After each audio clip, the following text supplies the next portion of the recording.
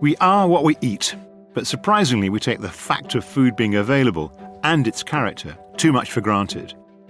Every one of us owes a debt to our farmers, the men and women who ensure food is on our tables every single day and underwrite its quality. But farming is no romantic idyll, an imagined world of farmers delighting in beautiful fields, meadows and hills while they bring us our food. It's a tough, hard business for all its fundamental importance. There's a dissonance gap between what we see on the supermarket shelves and all that lies behind them. Here, to bridge that gap, is Minette Batters, President of the National Farmers Union of England and Wales, with an estimated 50,000 members. Minette has changed the course of history, the first woman to become President of the NFU and to be re-elected 3 times. Outside of this role, she runs a tenanted family farm in Wiltshire.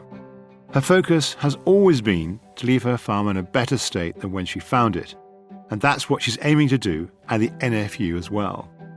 But there's been a handful of pretty tough hurdles in her way. Brexit, COVID, the recent energy crisis, not to mention the need to balance sustainability with farmers' profit margins. Farming, she says, should not be seen as an obstacle to the drive to net zero, but rather part of the solution. But what are the pressures? How is our relationship with food changing? Should Britain be more self-sufficient in food? And if so, how? How will British farming be faring in just a decade's time? And as social scientists, what about the rural economy and rural society? Well, here with the answers is Minette Batters. It's great you've been able to find the time for us. Thank you so much. Let's plunge into this. Here you are, a very effective spokeswoman for farming. I think you've kind of delivered significant change, and you've actually kind of helped the British public see farming through farmers' eyes. You know, when you look back over the last kind of 6-8 years, what do you think is your greatest achievement? Oh gosh, it's hard to I guess put that into words really, because there have been many achievements, just sort of obvious. So for the Prime Minister now, don't forget I've worked with 3 different ones in the last 12 months. Quite something, that, isn't it? Quite something. But for this one to put in writing, you know, after the Food Security Summit that we'd called for, not now, not ever will we import hormone-treated beef or chlorine-washed chicken, felt quite seismic. Had I been told that back in 2020 when we led our standards campaign and we had over 1 million people that signed up to it, had we been told that then by Boris Johnson, I would have thought it was the biggest win we'd ever had. 3 years down the line, it sort of seems quite obvious that you would say that. So that's going to be a big obstacle if we have to do a trade deal or want to do a trade deal with, say, the Americans. I mean, because a lot of that food is, you know, hormone-treated, chlorine-treated, chlorine-washed chickens famously. I mean, so that is a win. I think, in all honesty, without that campaign that 1 million people supported, we had chefs, we had farming organisations, we had environmentalists, we had animal welfare experts. Without all of them coming together and having that campaign, I actually think we probably would already have imported hormone-treated beef or chlorine-washed chicken. So it made a big difference. Things never go as far, of course, as you want them to go. At the end of the day, a government is all-powerful. And we gave a lot of things away in trade deals. But that was, I think, a considerable success that, you know, we have undermined our standards, but we could have done it, you know, a lot worse than what we have done to date. Let's just spend a few seconds getting into the minutiae of that campaign. Is it just gathering a petition? Is it just, what were the pinch points? How did you identify how to make that effective? Did you know before you began there's a lot of public sympathy for the stance you were taking, and how did you magnify it? I mean, just give us a sense of your thinking. I'd been elected for my second term, and within 2 weeks we'd gone into lockdown. So we were faced with this huge threat of trade deals, particularly a UK-USA free trade agreement. And we were stuck on our farms. We couldn't go out and meet people, see people. And we had the beginnings of a standards campaign from the previous autumn that had 27,000 people signed up to it. We knew that if we were going to affect change with government, we had to get a lot of people. And we effectively had to have a newspaper that would resonate with a lot of people. Now, I remember writing an email to the Mail and saying, we're having this standards campaign, will you work with us?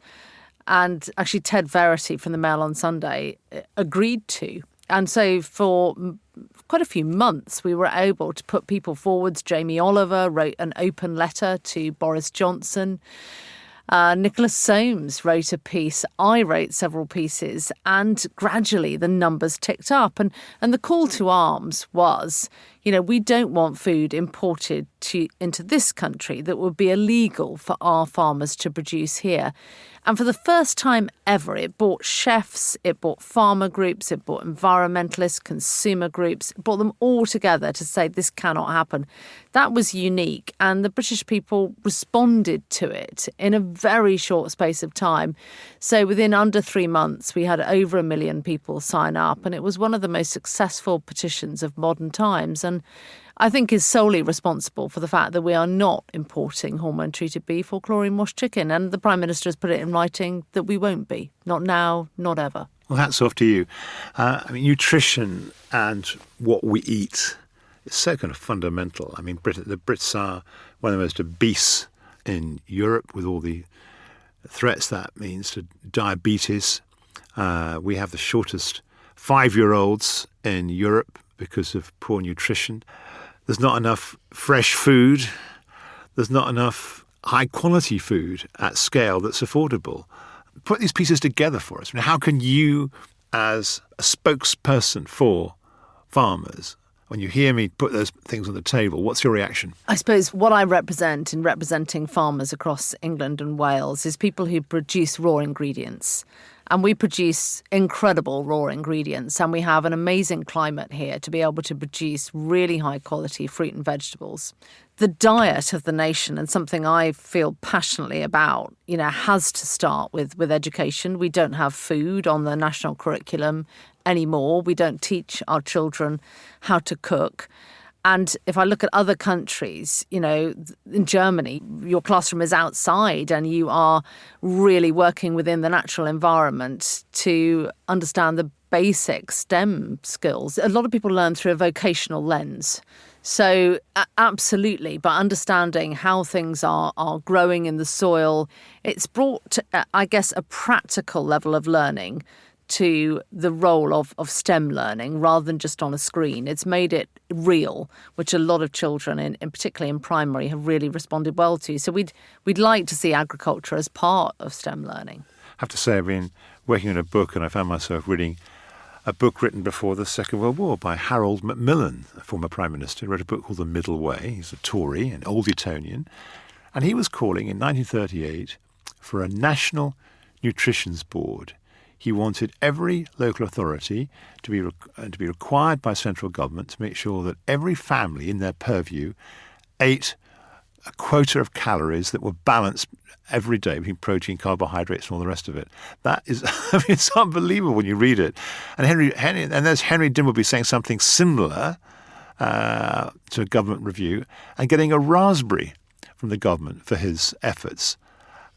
When are we going to get to a point where we actually take what we eat as seriously as we should be? We're talking about it for nearly 100 years. You go back to the period of Macmillan. It's extraordinary how we have embraced and abandoned the importance of producing food. You go back to the Great Depression, the repeal of the Corn Laws, the last Agricultural Act in 1947. We'd faced rationing. We were 30% self-sufficient, and that drew a line in the sand and said we must never be in this place again. And we went to the 1980s, a relatively short period of time, to over 80% self-sufficient. We're now about 60% self-sufficient, but we face another period potentially of abandonment whereby we say it doesn't matter how much food we're producing here. The line is we're a wealthy nation, we can import it. Now, we faced rationing of eggs last autumn. We faced rationing of salads this year. And I would say that we absolutely need to be producing more of what we're good at here. You sound like you're not an advocate of the complete free market. It sounds to me as though if you want to be self-sufficient, the state has to do stuff to make that happen. And it has to work with social partners to make that happen, one of which is the National Farmers Union. Am I putting words in your mouth? What we've called for is the environment and food production to be treated as one in the same thing, effectively. Now, we've legislated targets, and rightly so, on the environment. We have nothing. We have no targets for food production at all. We have targets for house building. We have targets for green energy. We have targets for tree planting. The fundamental duty of a government to feed its nation, and we have no statutory target for it. You know, it's the largest manufacturing sector. Why would we want the largest manufacturing sector to be reliant on imports to be producing our manufactured goods here? We should be really focusing on what we produce here and adding value to it within our manufacturing. That's good for the economy, that's good for jobs, that's good for growth. And it I think, gives us a real chance to lead the journey to net zero and how we get to a world of carbon neutral food production. That's a massive role for a future government. What about decarbonising agricultural production? Again, I mean, one of the kind of great jokes is that it's cattle that produce most methane, or a considerable part of the methane in the atmosphere. So don't eat meat. What's the kind of battering ram for decarbonising agriculture? What's the thing above anything else that we should be doing? So how we produce our meat across the world is incredibly variable. Now, here in the UK, we don't have massive feedlot systems of 70, 100,000 head of cattle kept on a very small yarded area of land and fed grain. So that, there is no doubt, is causing emissions. And if we look at a dairy as an example, if globally all cows were like a UK dairy cow, we'd need nearly half the number of cows that we've got. So we have half the global average of emissions here in the UK. So it's been a great success story. That doesn't mean to say there isn't more that can be done. And, you know, we, back in 2018, we said that agriculture could hit net zero by 2040, could beat the government's target with the right policies, the right incentives in place. Now, at the moment, the right policies, incentives aren't in place, and we're in a slightly uncharted territory as to what the journey to net zero is. But it will really pitch farmers again as the solution in all of this. Indeed, we can't deal with climate change unless we work with our farmers, because if you look at the UK, 70% of it is a farmed landscape. Fascinating. I mean, you don't normally think about farmers as notably progressive, actually. I mean, you don't think about, as they've done it heretofore, they're going to do it in the future, rather than kind of the newfangled ideas from that London office of the National Farmers Union. You know, I mean, do you find you get any pushback, or do you find that the farming community is kind of on your side? You've been re-elected 3 times, so I'm guessing they are on your side. I think there's always a fine line in any membership organisation of representing your members, because at the end of the day, you know, they invest in you, they believe in me. But this is a time when there has been no playbook for what we're going into. You know, we are out of the Common Agricultural Policy. We were designing a whole new scheme. Do you mourn that, or do you just say, let's just get on with it? I mean, we're out, so we just make the best of it. What's your... I think there are challenges there. I mean, I took a public Remain position on the back of the very little information that we had on what leaving would mean. I felt that agriculture's best interests were remaining until we had more information. But ultimately, we live in a democracy. We had a referendum. Whether you believe in that or not is another matter. But we had a referendum and people voted out. But, you know, we've seen through the journey that we've been on, you know, this is my 4th Prime Minister that I'm working with since I've been President of the NFU. And we've seen very different approaches. And our relationship with Europe is still not fully resolved. It's a lot more resolved than it was. But we've seen that it's not just as simple as leaving. Leaving is still not fully finalised. I just want to take a moment to talk to you very briefly about the organisation behind the We Society. The Academy of Social Sciences is a national body for academics, practitioners and learned societies in the social sciences. As the president of the Academy, I can tell you that we champion the vital role social sciences play in education, in government, in business. The list goes on. You can find out more about the Academy of Social Sciences work, support us, or read up on our fellows by going to the website acss.org.uk. That's acss.org.uk. Tell us what we should be covering, who we should be speaking to by emailing wesociety@acss.org.uk. Now, back to the conversation.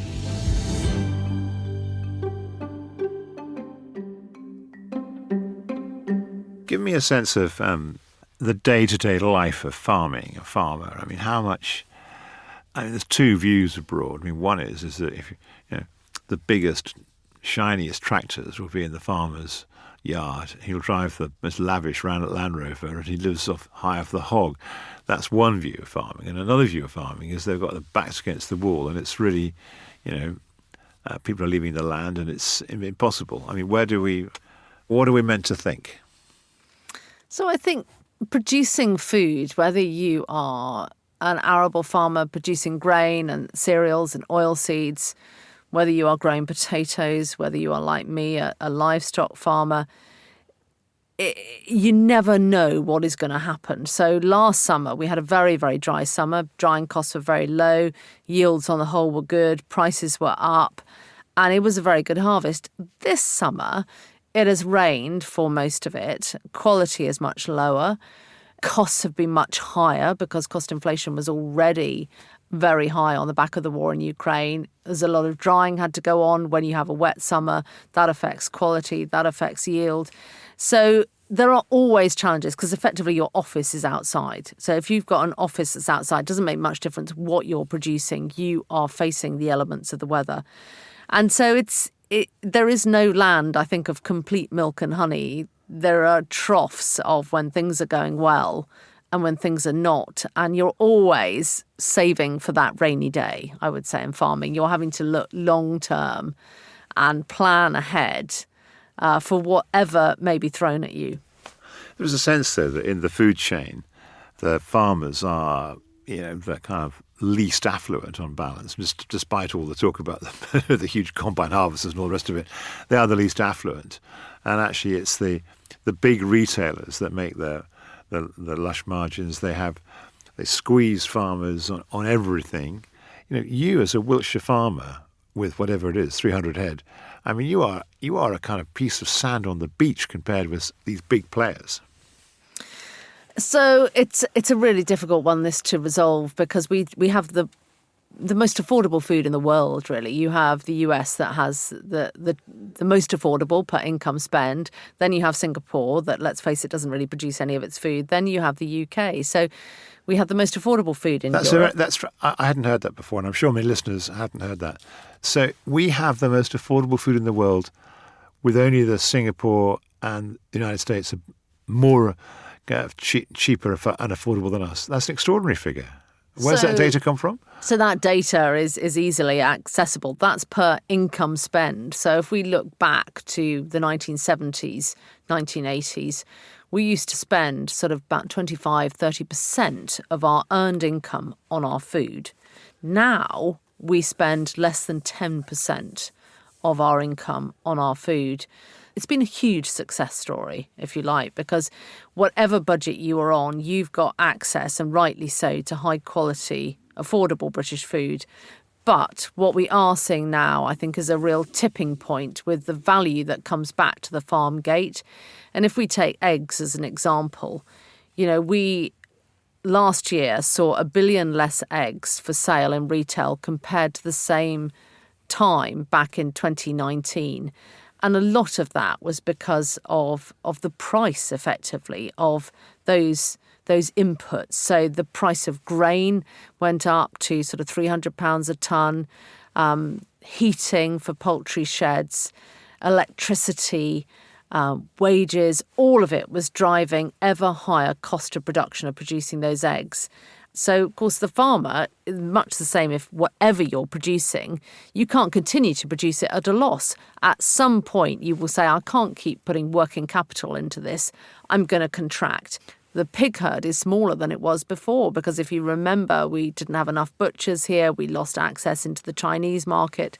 So that national pig herd is much smaller than it was. And then For the growers, we've seen a lot less fresh produce produced here as well.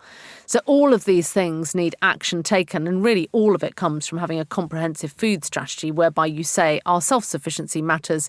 We do not want to have less production in these sectors. We want to be able to work with those farmers to produce the same amount or produce more. There's also, a big story about who owns the land. Half of it is owned by landlords, and half our farmers are kind of paying rent to landlords. So you've got all kinds of power structures in here. Now, if we're devising a research program or we're devising things that you'd love to know more about, what would they be? So a constant criticism of mine when we have policies that are, for instance, about taking land out of production. So saying, well, we've decided we're not going to produce food there anymore. We're going to grow an environmental crop. And some landowners taking land back in hand to get the value of public investment for them to grow those environmental crops. What I continually say is, what about the tenants? We must have a policy that has equal rights for landowners and tenants. Otherwise, we will just remove those tenants from the land. And we're seeing it, sadly, playing out in real time right now. And about 50% of the farmers in this country are tenant farmers. They don't own the land that they are on. And we've got to make sure that this is a fair approach to the future. What would be a fair deal? 5-year tenancy agreements, 10-year tenancy agreements. What would be a fair deal? What kind of package are you looking for? Well, it's in the landowner and the tenant's best interest to have a good working relationship. So you want a longer-term tenure as you can have, really. We've had in the past what has been called Agricultural Holding Act tenancies. Those have been 3-generational. So you would have had a grandparent, a son, daughter, and then their son, daughter. So 3 generations spanning a very long period of time. Those sorts of tenancies are coming to an end. And on the whole now, a tenancy like I have is what's called a farm business tenancy. Ideally, those are good, but you want to see an option to renew built in. And as I say, I'm a tenant farmer. I have a great relationship with my landlord, and it's in the interests of both. But we've got to be safeguarding those tenants that potentially don't have that good relationship and making sure, that they do have access to maintaining their farming business, which is their home, don't forget, as well.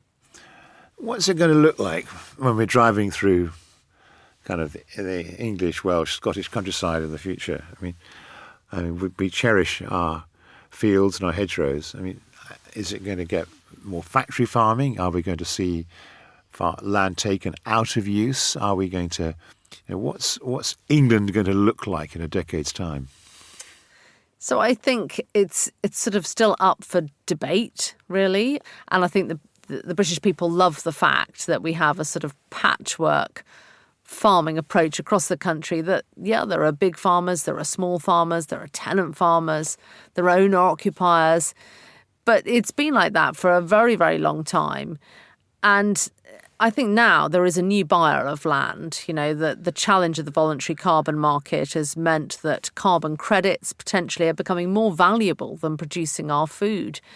So there are new investors in land, and they are not necessarily focused on producing food. They're focused on the value that is in the carbon sequestered within the soil. I know of a big solar farm planned in North Oxfordshire, which the uproar kind of locally about it is extraordinary.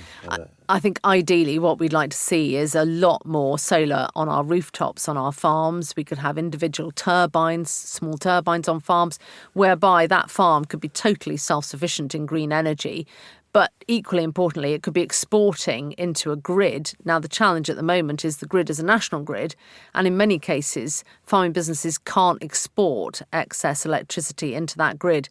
So we'd like to see a grid whereby we have a local approach, we can export. You could then create totally sustainable rural communities that farming could supply their green energy. That would be a massive success story. How are you responding to the fact that so many people are vegan nowadays?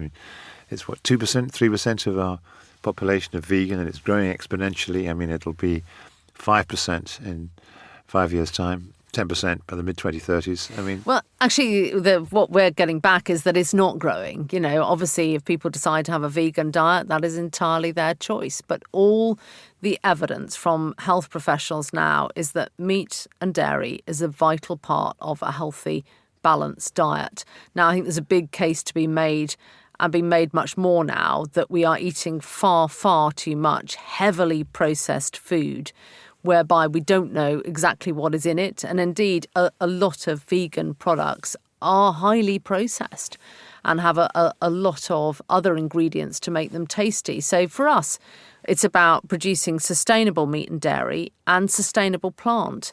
So often it's sort of framed that plant-based is better. You can have unsustainable plant-based. I don't think it does due justice, really, to the challenges of climate change. And we should be very proud here. I mean, my advice would be if you want to tackle climate change, you buy local, you buy British, you recognise that, food miles add to the challenges of climate change.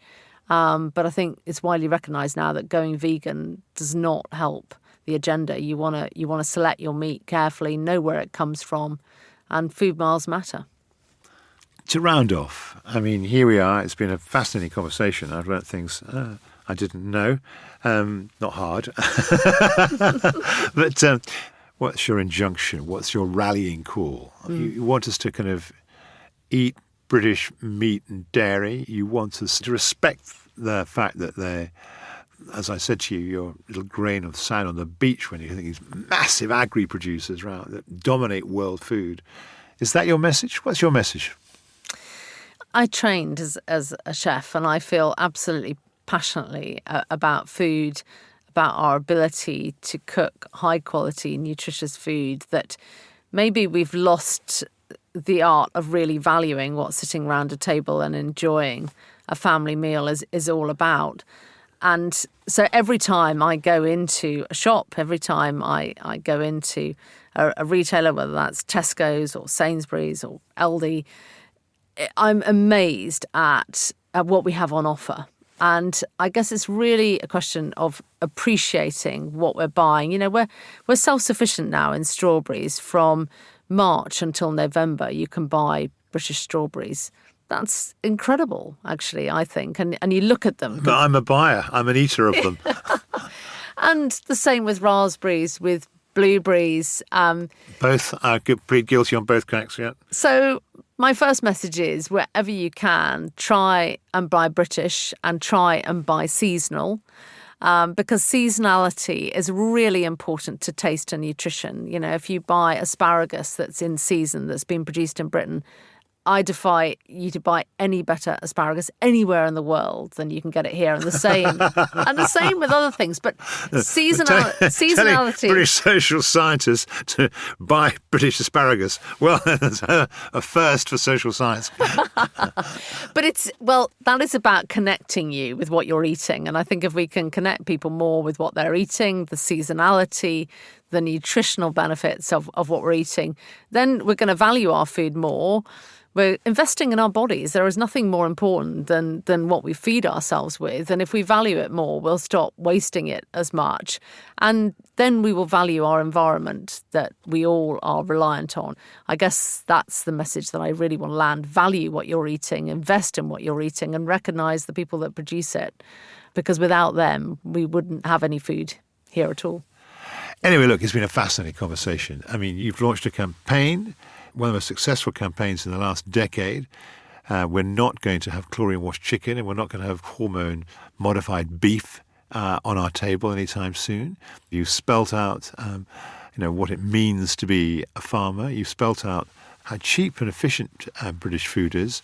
You've also outlined that it's all very well leaving the European Union and the common agricultural policy, but if you want us to carry on and putting the food on the table of the same quality that we've been doing it while we were in the European Union, well, you better make good the deficiencies that there currently are, because it's a halfway house and it isn't good enough. And you've been passionate about the way I began this. We are what we eat. Thank you so much, Minette. It's been great talking to you. Thank you for having me. It's been great talking to you too. The We Society is brought to you by the Academy of Social Sciences. Find out more about the Society by going to www.acss.org.uk. I'm Will Hutton, the producer is Emily Finch, and it's a Whistledown production. If you haven't already, please subscribe to the podcast so you're the first to know when a new episode comes out.